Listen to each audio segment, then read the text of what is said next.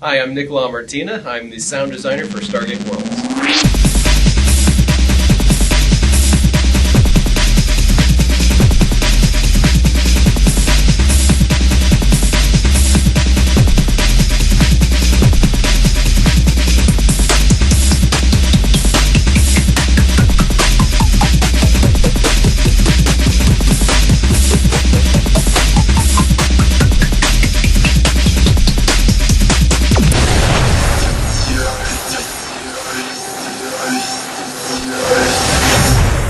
My background really is in music and sound editing and engineering.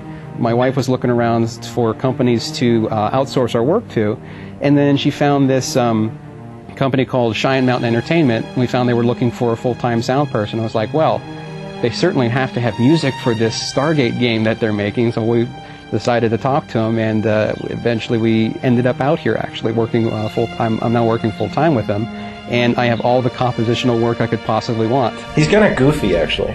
Nick's a sweetheart. I love him to death. Nick is an oddball.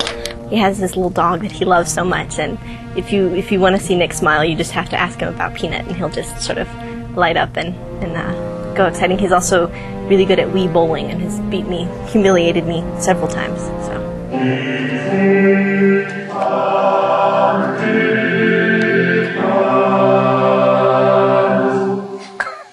Stargate Worlds. I certainly think that Stargate has some interesting musical ideas that can be explored from the premise of gate travel, because going into this wormhole basically and not knowing what's on the other side, it's this idea of unpredictability, and consequently there are musical possibilities that can be explored. That each world basically has to have its own musical identity. It has to have its own creative identity, so that it's an impression that when you first walk out, here's the presentation, here's the big, lights and trumpets and everything else that's telling you the story about this when you first come out.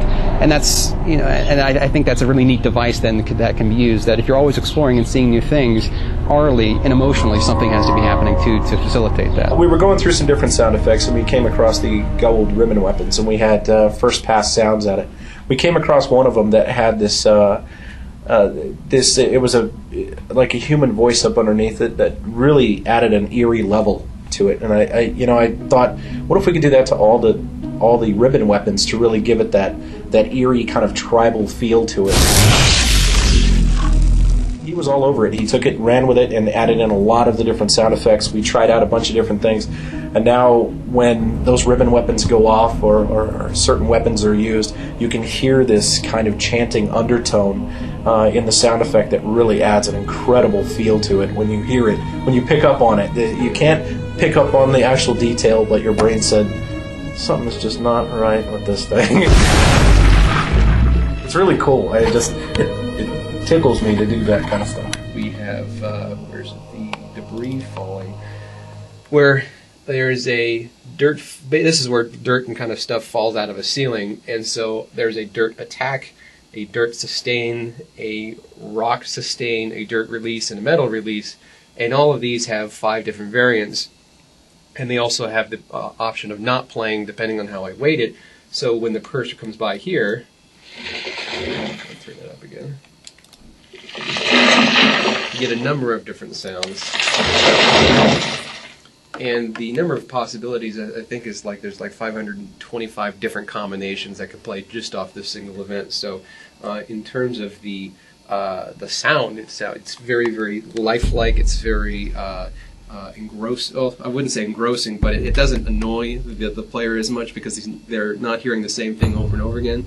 But another thing this provides then is that this package then is able to determine on its own how this is going to sound, because I've already sequenced it on this timeline canvas, so that the game code can just say once fall debris, fall debris, fall debris, and we've got 525 different combinations that can spring out of that. But then even more so, when you take into account each one of these different events can adjust its pitch on a random basis or its volume on a random basis. So overall, the audio quality in Stargate Worlds is aimed at being variable, being dynamic, and so it's not going to imitate life, of course, because we can't go in there with a little pencil and say, I'm going to draw this waveform, but we can still combine a number of different things and then adjust them dynamically depending on the play experience or by predetermined behaviors, so that overall it becomes more lifelike and that we don't hear the same thing over and over again.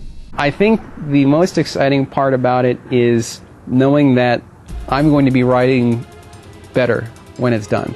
I never want to have my creative or emotional or philosophical or whatever. I don't want to have any of that stuff ever done. I always want to be growing and changing.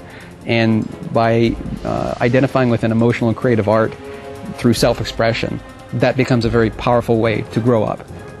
And music provides me with those opportunities. So to think then, instead I can sort of look at that end, that end goal, and think, boy, there's a lot of work to do. And there is. But at the same time, I can also look at that and say, there are sure a lot of opportunities to change and be something different. And that's more exciting to me than I am fearful of it.